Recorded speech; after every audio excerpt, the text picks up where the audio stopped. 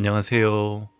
이동률 목사와 함께하는 매일 성경 큐티 시간입니다. 오늘 우리가 함께 나눌 본문은 데살로니가전서 4장 13절로 5장 11절 말씀입니다. 여러분, 초대교회 성도들이 겪었던 가장 큰 혼란 중 하나가 무엇인지 아십니까? 바로 주님의 재림을 기다리다가 먼저 세상을 떠난 사람들은 어떻게 되는가라는 문제였습니다. 데살로니가 교회는요, 바울이 불과 3주 동안 머물며 세운 아주 어린 교회였습니다. 그러나 박해는 심했고 어떤 성도들은 믿음을 지키다 순교하기도 했습니다. 주님이 곧 오신다는 소망을 붙잡고 살았는데 정작 사랑하는 형제 자매가 먼저 죽음을 맞이한 겁니다. 여러분 같으면 어떻겠습니까? 혼란스럽지 않겠습니까? 그럼 그 사람들은 재림의 영광에 참여하지 못하는 건가? 우리와 함께하지 못하는 것일까? 이런 질문들이 성도들 마음을 흔들어 놓았지요. 그래서 바울은 그들에게 편지를 써서 확실한 위로와 분명한 진리를 다시 심어주고자 하였던 것이지요. 그리고 오늘 우리에게도 이 말씀은 너무나 중요하고 필요한 위로가 됩니다. 왜냐하면 지금도 우리는 사랑하는 이를 잃는 아픔을 경험하기 때문입니다. 죽음 앞에 눈물이 나지 않을 수는 없습니다. 그러나 예수 안에 있는 자들의 죽음은요, 끝이 아니라 잠시 잠든 것일 뿐이라는 사실을 오늘 본문은 힘주어 말씀하고 있습니다. 자, 그럼 오늘도 주어진 본문을 세 단락으로 나누어 바울이 이에 대해서 무엇라 했는지 하나하나 차례대로 살펴보도록 하겠습니다.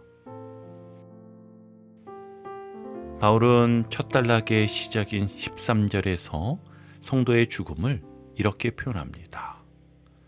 형제들아, 자는 자들에 관하여는 너희가 알지 못함을 우리가 원하지 아니하노니 이는 소망 없는 다른 이와 같이 슬퍼하지 않게 하려 함이라.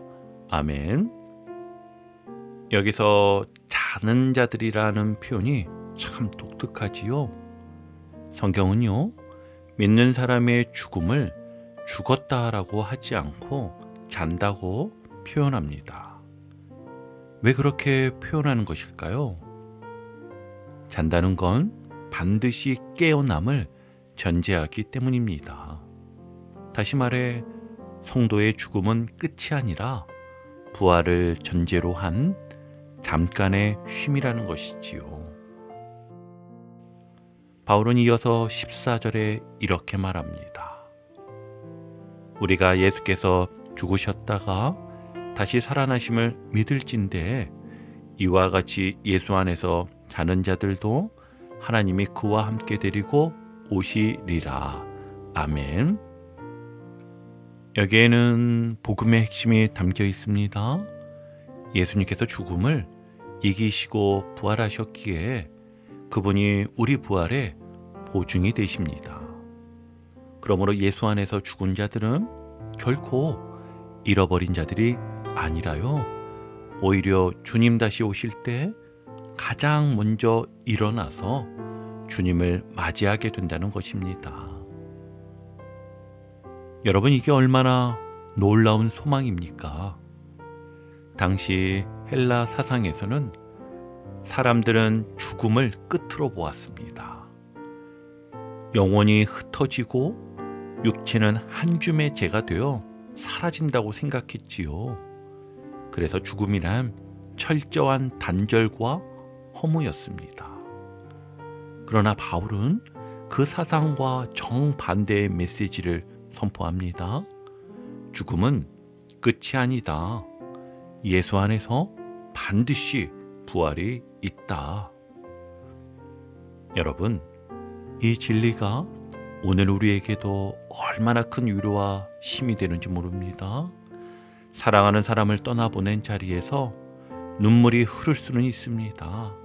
그러나 그 눈물은 절망의 눈물이 아니라 다시 만날 것을 믿는 소망의 눈물이 되는 것이지요. 여러분, 그렇다면 우리는 어떻게 살아야 할까요? 사랑하는 가족을 떠나보낼 때, 또 친구나 성도의 장례 자리에 서 있을 때 우리는 세상 사람들과는 달라야 합니다. 세상은 죽음을 끝이라고 여기니까 절망하고 무너질 수밖에 없습니다. 그러나 우리는 예수님의 부활을 믿습니다.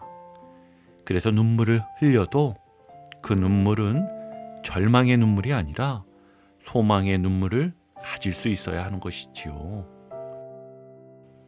예를 들어 누군가 사랑하는 가족을 잃고 큰 슬픔 가운데 있을 때 그냥 힘내세요라고 말하기보다는 이렇게 말해줄 수 있습니다.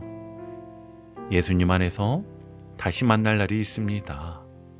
지금은 잠시 떨어져 있지만 주님 다시 오실 때 반드시 함께 일어날 것입니다. 이런 말씀의 위로는 세상의 어떤 말보다 기쁜 힘을 줄 것이고 절망의 눈물을 소망의 눈물로 바꿔줄 것입니다. 또 한 가지는 우리 스스로 장래와 죽음을 바라보는 태도도 달라져야 합니다.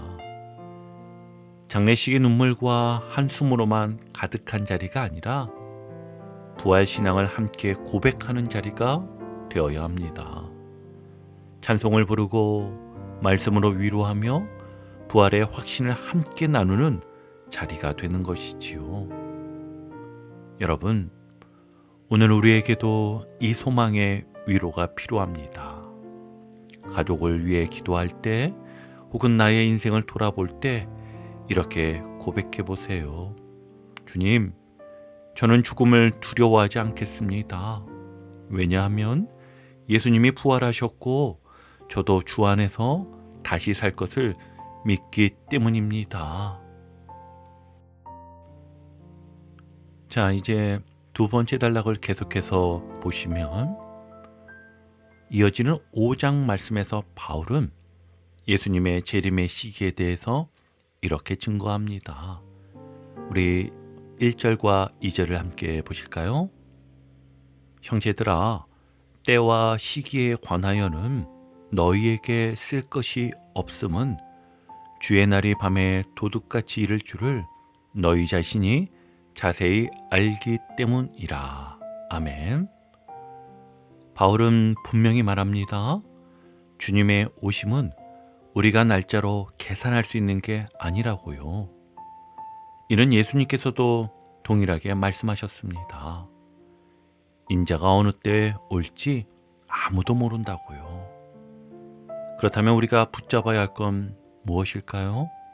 바로 도둑같이 임한다는 사실입니다. 도둑은요, 예고하고 오지 않습니다. 갑자기 찾아옵니다. 재림도 마찬가지라는 것이지요. 그래서 중요한 건 날짜가 아니라 준비된 태도입니다. 그런데 세상 사람들은 평안하다, 안전하다라고 말합니다. 로마 제국이 팍스 로마나라 불리는 평화를 자랑했듯이 오늘 우리도 돈과 권력, 과학기술만 있으면 안전하다라고 착각을 하지요. 하지만 그것이 진정한 평화가 아님을 우린 모두가 잘 알고 있습니다. 그러기에 우리는 진정한 평화를 주실 주님을 기다리는 것이기도 하지요. 여러분, 주님은요, 아무도 모르게 갑자기 주님의 날은 도둑같이 임합니다. 우리 4절과 5절도 함께 해볼까요? 형제들아, 너희는 어둠에 있지 아니하매 그날이 도둑같이 너희에게 임하지 못하리니 너희는 다 빛의 아들이요 낮의 아들이라. 우리가 밤이나 어둠에 속하지 아니하나니. 아멘. 여러분, 여기에 얼마나 큰 위로가 담겨 있는지 느껴지십니까? 세상은 불안하고 두려운 날로 재림을 생각하지만 믿는 자들에게는 그것이 두려움이 아니라 소망의 날이라고 말씀하시는 겁니다. 그렇다면 우리는 어떻게 준비해야 할까요? 저는 다음과 같이 3가지로 정리해 보았습니다. 나누어 보면, 첫째는 날짜에 집착하지 말고 태도에 집중해야 합니다. 어떤 이들은 종종 주님이 언제 오신대라며 날짜를 예언하려 하지만 성경은 분명히 말합니다. 그날과 그때는 아무도 모른다.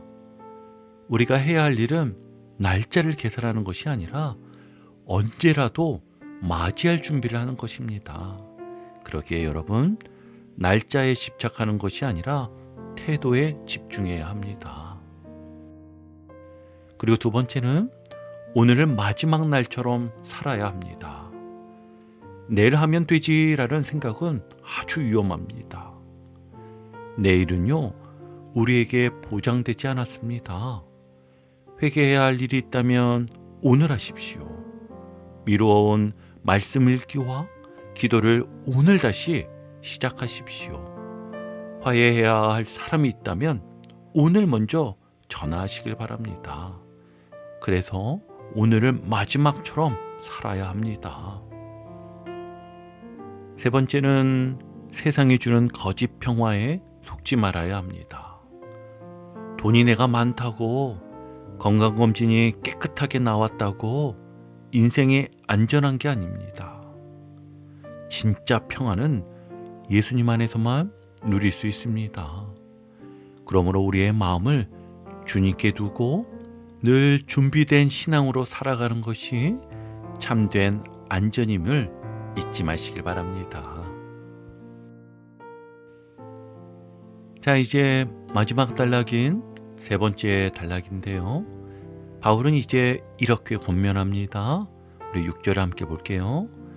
그러므로 우리는 다른 이들과 같이 자지 말고 오직 깨어 정신을 차릴지라. 아멘.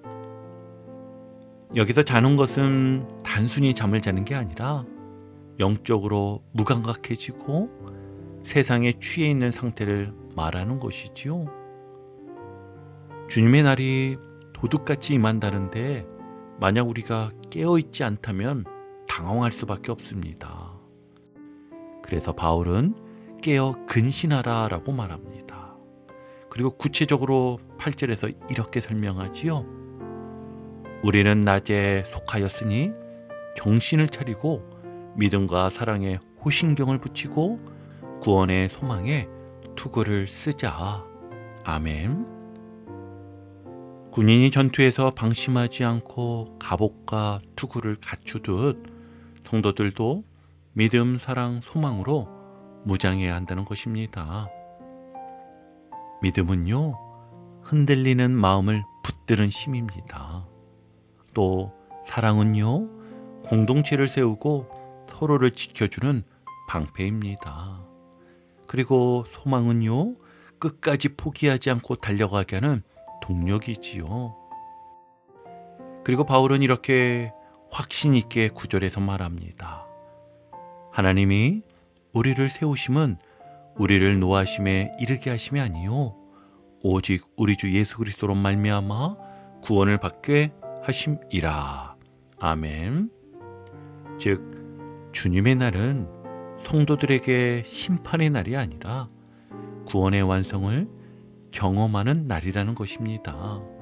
그러니 두려움 대신 소망을 가지고 준비하라는 거예요.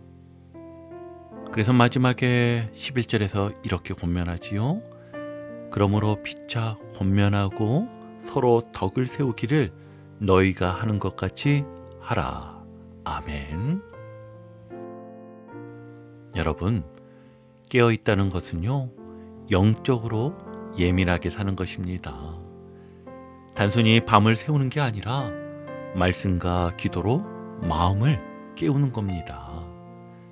하루를 시작하며 주님, 오늘도 깨어 믿음으로 살게 하소서라고 고백하시길 바랍니다. 그리고는 믿음, 사랑, 소망의 무장을 실천해야 합니다. 믿음은 상황이 흔들려도 하나님을 신뢰하는 선택일 것이고, 사랑은 가정과 교회에서 작은 섬김을 실천하는 행동이라 말할 수 있을 것이며, 소망은요, 내일이 아니라 오늘 주님을 맞을 준비를 하는 태도입니다. 그리고 서로 세워주는 공동체가 되어야 합니다. 믿음이 약게 흔들리는 이들을 정죄하기보다 말씀으로 격려해주고 함께 붙들어주는 것이지요. 예를 들어 어려움 속에서 낙심하는 성도에게 형제님, 자매님, 우리는 주님 안에서 구원 얻은 자입니다. 함께 이겨냅시다 하고 권면하는 겁니다. 이것이 빛의 자녀답게 사는 모습이지요. 이제 오늘 큐티를 정리하며 마무리하겠습니다. 여러분, 오늘 본문은 분명한 3가지 메시지를 주고 있습니다. 첫째는 죽음은 끝이 아니라 예수 안에서 잠든 것일 뿐 반드시 다시 깨어나게 된다는 것이고, 둘째는 주님의 날은 도둑같이 임하니 오늘을 마지막처럼 준비하며 살아야 한다는 것이었지요. 그리고 마지막 3번째는 우리는 빛의 자녀로서 믿음과 사랑과 소망으로 무장하며 서로를 세워주는 공동체가 되어야 한다라고 오늘 말씀에서는 우리에게 말씀해 주었습니다. 그러므로 오늘도 우리 이렇게 고백하길 바랍니다. 주님, 제가 깨어 오늘을 살겠습니다. 주님 다시 오실 날을 소망하며 믿음, 사랑, 소망으로 무장하겠습니다. 우리 이렇게 기도하며 승리하는 하루를 사시기를 주님의 이름으로 축원합니다. 오늘도 복음의 기쁨과 확신으로 승리하는 하루 되시길 축복합니다. 함께 해주셔서 감사합니다. 내일 큐티 시간에 다시 뵙겠습니다.